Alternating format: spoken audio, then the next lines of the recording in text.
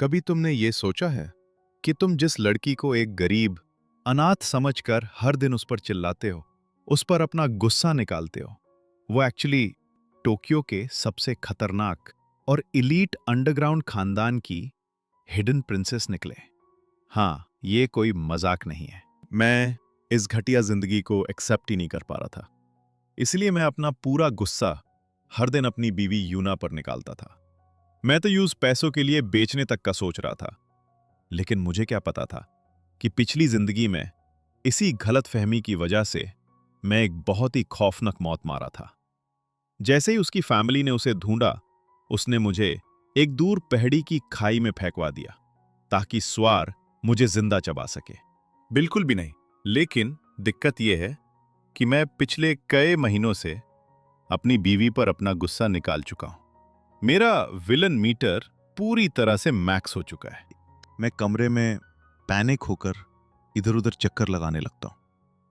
हाथ कांप रहे हैं, पसीना छूट रहा है। मेरी डेथ सेंटेंस इतनी जल्दी मेरे सामने खड़ी है। मैं कितना बड़ा गधा हूं, मेरा दिमाग तब क्यों नहीं खुला? मैं अपनी बीवी के साथ इतना बड़ा कमीना कैसे हो सकता हूं? और ठीक उसी वक्त बेडरूम का डोर हैंडल अचानक घूमता है। यूना काम पर गई थी, लेकिन अब वो वापस आ चुकी है। वो हल्का सा नर्वस होकर अपनी भावे से कोड़ती है, जैसे मुझसे फिर से गाली खाने के लिए डर रही हो। मैं ऊपर देखता हूं और मेरा जिस्म पूरी तरह फ्रीज हो जाता है। वो औरत लगभग 7 फीट टॉल है। जब वो दरवाजे से अंदर आती है तो उसे अपना सर थोड़ा झुकाना पड़ता है। पतले हाथ, शार्प उठी हुई आंखें, उसकी लंबी नैरो आईज में एक ऐसी कोल्ड इंटेंसिटी है जो किसी का भी कलेजा चीर दे। यूना को लगता है कि मैं अभी भी गुस्से में हूं, इसलिए वो जल्दी से कांपती आवाज में एक्सप्लेन करने लगती है। वो मुसांग किंग डुरियन 7,000 येन का था, लेकिन मैंने थोड़ा और पैसा सेव करने के लिए उसे नहीं लिया। मैं चाहती हूं कि हम किसी बेहतर जगह शिफ्ट हो सकें। प्लीज गुस्सा मत करो। भगवान ही जानता है कि ये 7 फुट की लड़की खुद को हर दिन कितना ज्यादा निचोड़ती है। दिन भर के बाद लेट नाइट को वो एक बड़े से सुपरमार्केट में कैशियर की एक और नौकरी करती है। इतना सब करने के बाद भी वो खुद के खाने पर एक ठन्नी तक खर्च नहीं करती। मेरा ज़मीर मुझे झंझोड़ देता है। अब भला मैं ऐसे इंसान पर कैसे चिल्ला सकता हूं? मेरी तो अपनी जान हलक में अटकी हुई है। वो एक्चुअली यूं ना, मुझे अब वो डोरिया नहीं चाहिए। मेरा मन बदल गया है। मुझे तो स्ट्रॉबेरीज खानी है। यूना अपनी पाल के झपकताई है। वो बिल्कुल सुन रह गई थी। उसे अच्छे से पता था कि मुझे स्ट्रॉबेरी से नफरत थी। मैंने डर के मारे जल्दी से कवर अप किया। वो बस अचानक ही कुछ नया खाने का दिल कर रहा था। वो काफी देर तक चुपचाप मुझे देखती रही और फिर धीरे से सर हिलाकर चली गई। लेकिन मुझे इस बात का अंदाजा भी नहीं था कि जैसे ही वो बेडरूम का दरवाजा बंद करती है, वो वही दीवार के सहारे टिक जाती है। उसकी आंखों में एक अजीब सा डर और शक था। उसके दिमाग में अचानक एक खौफनाक ख्याल आता है। उन्होंने उन्होंने अचानक मुझ पर चिखना चिल्लाना बंद क्यों कर दिया? क्या वो मुझसे पूरी तरह ठग चुके हैं? क्या वो मुझे हमेशा के लिए छोड़कर जाने वाले हैं?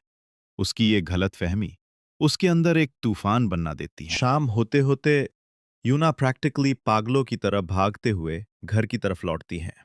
उसके हाथ में फ्रूट्स का बैग था, जिसे पकड़े हुए वो सीधे दौड़ते हुए तुम्हारे कमरे का दरवाजा खोलती हैं। लेकिन जैसे ही दरवाजा खुलता है, सामने का नजरा देखकर उसकी सांस वहीं की वहीं अटक जाती है। कमरा पूरी तरह खाली था। वहां कोई नहीं था। यूना का दिल जोर से बैठ जाता है। उसके हाथ से फ्रूट्स का बैग छूटने लगता है। वो इतनी कमजोर हो जाती है कि वहीं डोर फ्रेम के सहारे रोते हुए नीचे झुकने लगती है। उसे लगता है कि उसकी जिंदगी की वो आखिरी उम्मीद, वो छोटी सी रोशनी हमेशा के लिए गायब हो चुकी थी। उसका पति उसे इस नरक में अकेला छोड़कर चला गया था। लेकिन ठीक उसी पाल पीछे से अचानक मेरी आवाज आती है। यूना, कपड़ों की लॉन्ड्री हो गई है। तुम इतनी थकी हुई लग रही हो। जाकर एक अच्छा सा शावर ले लो।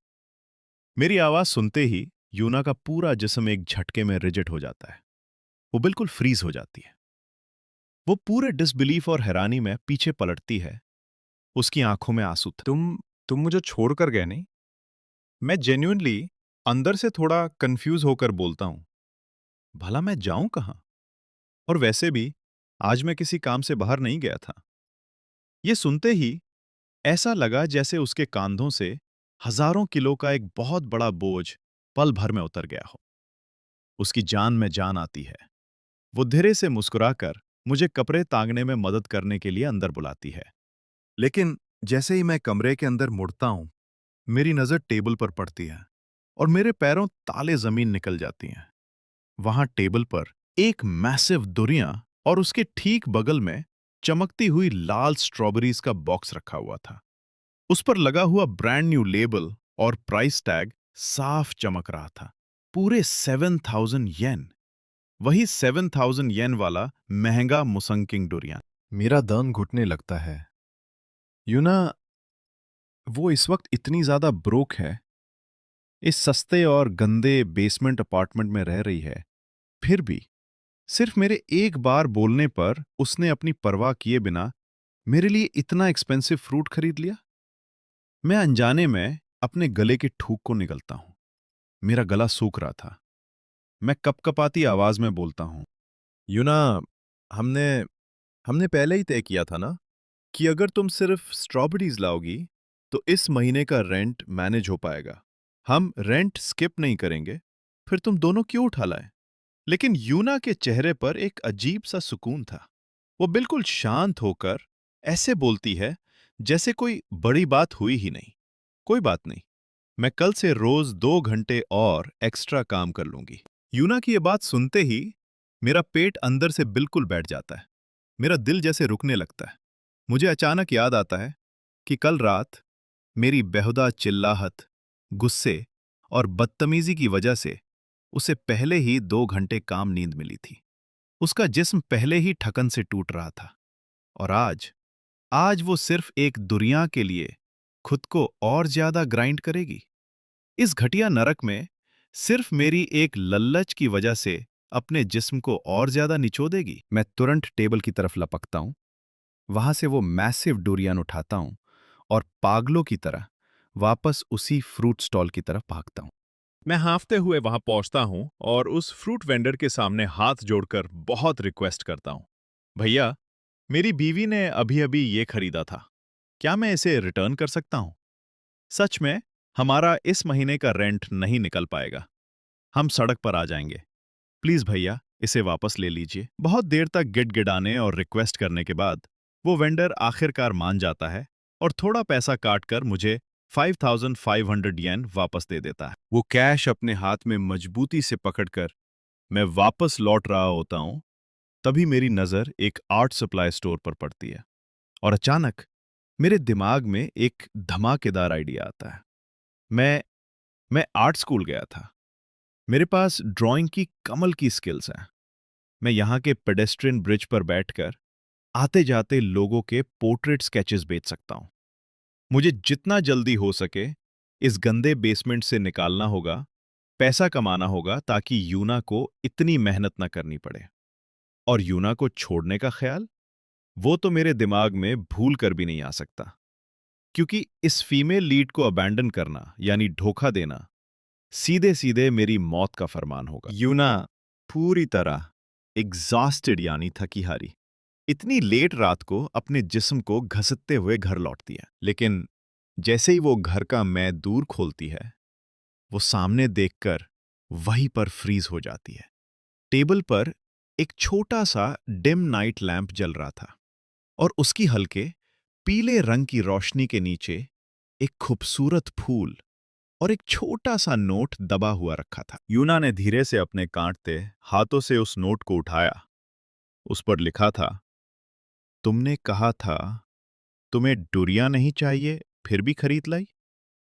मैंने उसे शॉपकीपर को वापस कर दिया और मुझे 5,500 येन रिफंड मिले।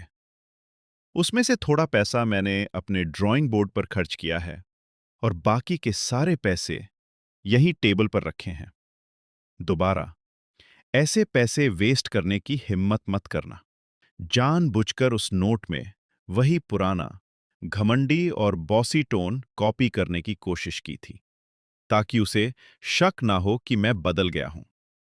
लेकिन वो आखिरी लाइन किसी गुस्से वाले खतरनाक विलन की नहीं, बल्कि एक ऐसे मासूम पपी जैसी लग रही थी, जिसकी पूंछ पर किसी ने घलाती से पैर रख दिया हो। बिल्कुल जीरो इंटिमिडेशन, उसमें कोई डर नहीं था। कि शुक्र है, भगवान का शुक्र है कि तुम यहां रुके हुए हो। अगर तुम्हारी जगह कोई और मतलबी आदमी होता, तो वो कब का उसे इस नरक में, इस मुसीबत में अकेला छोड़कर चला गया होता। उसने धीरे से लैंप को बंद किया और अंधेरे में चुपचाप आकर तुम्हारे बगल में लेट गई। मैं अपने कमरे में बैठकर पूरे ध्यान से अपने नए ड्राइंग बोर्ड पर स्केचेस बनाने में लगा हुआ था। वो मेरा पहला कदम था इस नए शहर में सरवाइव करने का। वहीं दूसरी तरफ यूना किचन में बिजी थी। कुछ ही देर में पूरे बेसमेंट अपार्टमेंट में एक बहुत ही लजीज और रिच सेवरी खुशबू फैलने लगी। वो महक इतनी कमाल की थी कि मेरा पेट तुरंत भूख के मारे घुराने लगता है। मैं सोचने पर मजबूर हो गया, किसने सोचा था कि वो अमीर घर की प्रिंसेस, जिसने अपनी पूरी जिंदगी में कभी किचन में एक उंगली तक नहीं उठाई थी, आज मेरी वजह से एक फुल ब्लोन मास्टर शेफ बन जाएगी। मानना पड़ेगा भाई, जो लोग जीनियस होते हैं ना, वो हर चीज में परफेक्ट हो जाते हैं। मैं थोड़ा सा मुस्कुरा कर बोलता हूं, यूना, इतनी कमाल की खुशबू किस चीज की है? यूना मेरी तरफ देखती हैं और बिना कुछ बोले मेरे सामने एक गर्म अगर्म एग फ्राइड राइस की प्लेट सरका देती है। वो धीरे से बोलती है, टेस्ट करो और बताओ कैसी बनी है। मैं तुरंत एक बड़ा सा स्पून भरकर अपने मुंह में डालता हूं और खाते ही मेरी आंखें चमक उठती हैं। वाओ! ये तो सच में अमेजिंग है यूना। अगर तुम्हारे पास ऐसे कमाल के कुकिंग स्किल्स हैं, तो तुम तो किसी 5 स्टार रेस्टोरेंट की। यूना अचानक रुक जाती है। वो अपनी गहरी आंखों से सीधे मेरी तरफ देखती है और धीरे से बोलती है, तुम तुम आजकल थोड़ा अजीब बिहेव कर रहे हो। तुम्हारे बात करने का तरीका, तुम्हारी ये आवाज। वो अपना सेंटेंस बीच में ही रोक देती है, जैसे वो खुद को ही डाउट कर रही हो। मेरा दिल डर के मारे झटके से मेरे गले तक आ जाता है। मेरा जिस्म कांपने लगता है। अब मैं पकड़ा जाऊंगा। इस शातिर लड़की को पता चल गया है कि मैं असली वाला पति नहीं हूं। अपने इस खौफ को छुपाने के लिए मैं जल्दी से अपना पुराना गुस्से वाला नाटक शुरू करता हूं। मैं झटके से स्पून को प्लेट में पटकता हूं और दोनों हाथ अपनी कमर पर रखकर चिल्लाने लगता हूं। मैंने मैंने बस एक छोटा सा कॉम्प्लीमेंट क्या दे दिया? तुमसे हैंडल ही नहीं हो रहा? क्या क्या तुम्हें नॉर्मल फील करने के लिए रोज मुझसे दांत खाना ही जरूरी है? यूना मेरे इस हार्मलेस ड्रामे और गुस्से को बिल्कुल चुपचाप देखती है। बिल्कुल एक ऐसी बिल्ली की तरह, जिसे समझ नहीं आ रहा कि सामने क्या चल रहा है। फिर वो धीरे से अपनी पाल के झुकती है और कहती है, उसकी आंखें हल्की सी डार्क हो जाती हैं और सबसे पहले नजर वही हटती है। खाना खत्म होने के बाद यूना हमेशा की तरह चुपचाप चली जाती है और किचन के डिशेस धोने लगती हैं। जब वो वापस कमरे में आती है, तो मुझे अपनी स्केचबुक और ड्राइंग बोर्ड के साथ उलाझता हुआ पाती है। उसे लगता है कि मैं बस रोज की तरह अपना टाइम पास कर रहा हूं। वो अपना बैग उठाती है और कैजुअली बोलती है, मैं मैं अब काम पर जा रही हूं। मैं उसकी तरफ ऊपर देखे बिना चुपचाप ड्राइंग बोर्ड पर ब्रश चलाते हुए जवाब देता हूं, ठीक है, पर याद रखना, रात के 11 o'clock बजे तक हर हाल में घर वापस आ जाना। ये हमारा नया हाउस रूल है। इस घर में अब लेट आना अलाउड नहीं है। यूना के कदम एक पाल के लिए दरवाजे के पास बिल्कुल रुक जाते हैं। उसे रात को पड़ा हुआ वो नोट याद आता है। उसके चेहरे पर एक हल्के सुकून का एहसास आता है और वो धीरे से अपना सर हिलाकर हाँ कहती है और बाहर निकल जाती है। लेकिन जैसे ही वो बाहर निकलती है, मैं भी ज्यादा देर वहां नहीं रुकता। मैं अपना ड्राइंग बोर्ड अपनी बागल में दबाता हूं और बिल्कुल क्वाइटली, चुपचाप उसके पीछे पीछे घर से निकल जाता हूं। मैं चलकर एक शेडी अंडरग्राउंड वॉकवे, यानी एक पैदल चलने वाले रास्ते की तरफ जाता हूं, जहां लोगों की आने जाने की काफी भीड़ थी। मैं वहां एक तरबूज बेचने वाले एक वाटरमेलन स्टैंड के ठीक बागल में अपना ईजल सेट कर लेता हूं। तभी वहां से गुजर रहा एक खूबसूरत कपल अचानक रुक जाता है। लड़की बड़े उत्साह और क्यूरियोसिटी से पूछती है, सुनो, अगर हम दोनों का एक साथ पोर्ट्रेट बनवाना हो तो कितने पैसे लोगे? मैं उन्हें देखकर इतनी बड़ी और प्यारी मुस्कुराहट देता हूं कि मेरी आंखें बिल्कुल आढ़ी खुले चंद जैसी, हाफ मून जैसी हो जाती हैं। मैं बड़े आदर से कहता हूं, आप दोनों आज के मेरे सबसे पहले कस्टमर हैं, इसीलिए कोई एक्स्ट्रा चार्ज नहीं, सिर्फ 123 येन लगेंगे। ठीक 20 मिनट बाद वो कपल अपना पोर्ट्रेट हाथ में लिए पूरी तरह खुश और सेटिस्फाइड होकर वहां से चला जाता है। मैं तुरंत अपना फोन निकालकर देखता हूं, 123 येन रिसीव्ड। भाई, सच कहूं तो उस वक्त एक्साइटमेंट में मेरा मन कर रहा था कि मैं हवा में उछल जाऊं। अपनी खुद की मेहनत की पहली कमाई देखकर मेरा सीना गर्व से फूल गया था। तभी पास में खड़ा वो तरबूज बेचने वाला, वो वाटरमेलन वेंडर थोड़ा आगे झुकता है और हंसते हुए बोलता है, क्यों छोटू, पहली बार यहां अपना सेटअप लगाया है ना? मैं शर्मते हुए बोलता हूं, हाँ भैया, आपकी नजर तो सच में काफी शार्प है। वेंडर मेरी तरह देखते हुए पूछता है, सिर्फ एक ही स्टूल लेकर आए हो? अभी स्कूल कॉलेज में पढ़ते हो क्या? मैं एक पाल के लिए हेजिटेट करता हूं, फिर धीरे से अपना सर हिला देता हूं। नहीं भैया, मैं तो बस ऐसे ही फन के लिए ड्रॉ कर लेता हूं। अब अब मैं उसे अपनी असली आइडेंटिटी तो बता नहीं सकता था ना।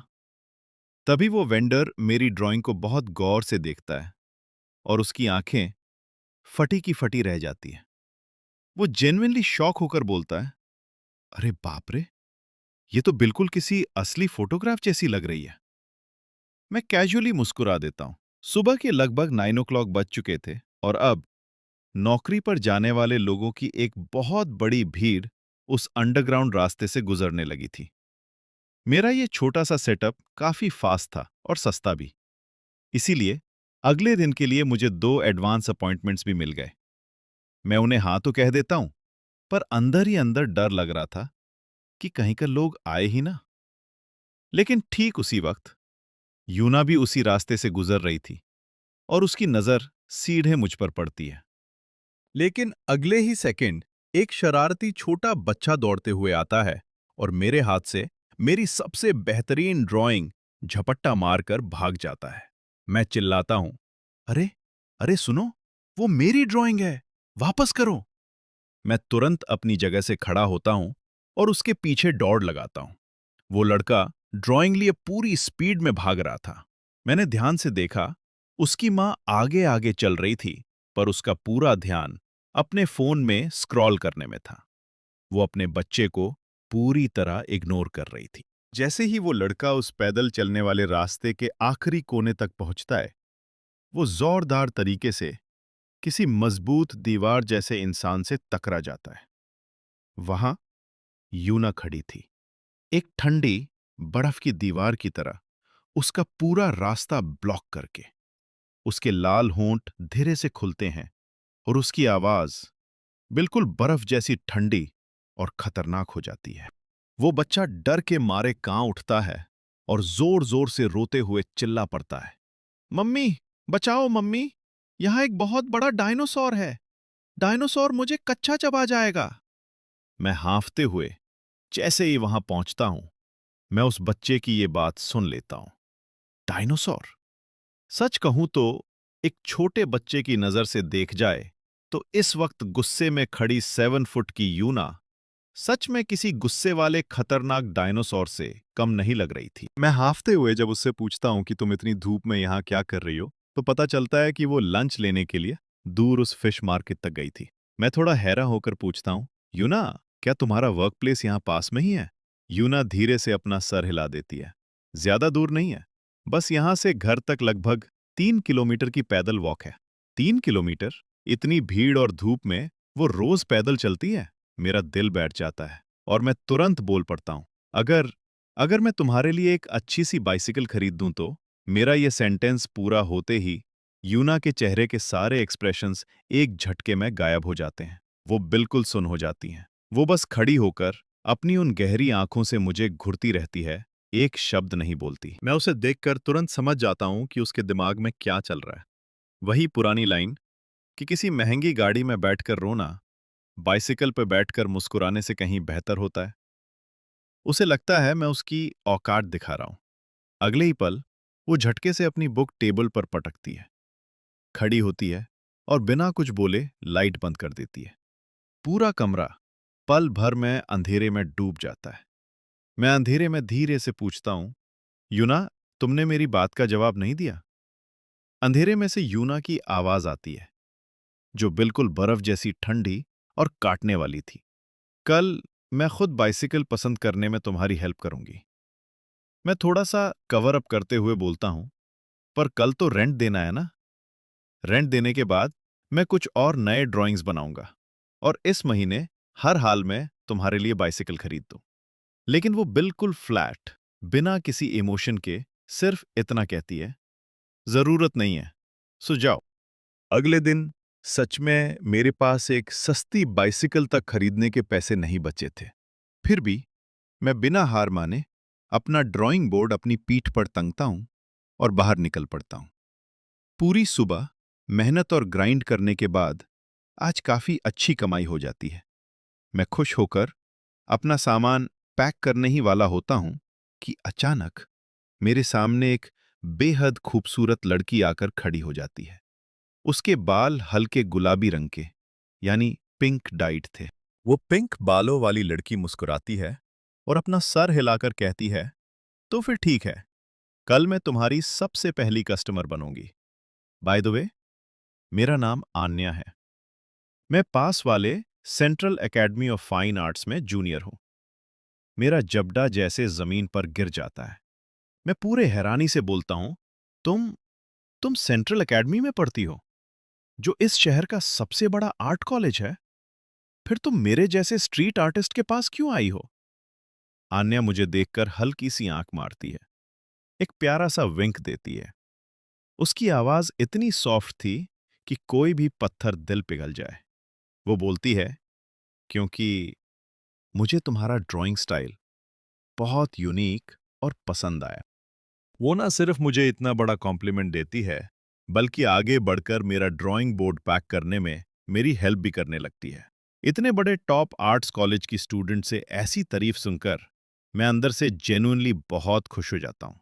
हम दोनों आपस में तुरंत इतने घुल मिल जाते हैं, जैसे दो पुराने दोस्त बरसों बाद दोबारा मिले हों। लेकिन हम दोनों में से किसी ने भी इस बात पर ध्यान नहीं दिया कि थोड़ी ही दूरी पर खड़ी एक औरत लगातार अपनी उन काली आंखों से हम दोनों को घूर रही थी। उसकी नजर हम पर थी। उसके लाल होंठ गुस्से के मारे कसकर बंद थे और उसकी भवें आपस में सिकी हुई थी। उसने अपने हाथ में एक ऑरेंज संतरा पकड़ा हुआ था और वो उसे गुस्से में इतनी जोर से दबा रही है कि उस संतरे का जूस उसकी उंगलियों से बहकर नीचे टपकने लगता है। से जब यूना उस पूरी तरह क्रश्ड, पिचके हुए सांतरे को ले जाकर चुपचाप डस्टबिन में फेंके दी ने। घर वापस आने के बाद आज उसकी तबीयत और उसकी वाइब बिल्कुल नॉर्मल नहीं लग रही थी। वो जैसे ही दरवाजे के अंदर आती है, गुस्से में घर की सारी चीजें इधर-उधर उलट-पुलट करने लगती हैं। वो जानबूझकर इतना शोर, इतना नॉइस कर रही थी कि मैं ध्यान से ड्राइंग पर फोकस ही नहीं कर पा रहा था। आखिरकार जब मुझसे रहा नहीं गया, तो मैं गुस्से में पूछता हूं, यूना, तुम पूरे घर में धूत क्या रही हो? यूना की आंखें इस वक्त बिल्कुल काली स्याही जैसी डार्क हो चुकी थी। वो मुझे एक बहुत ही ठांडी और खतरनाक लुक देती है और बोलती है, मैं मैं इस वार्डरोब के सारे कपड़े निकलकर वॉश करने जा रही हूं।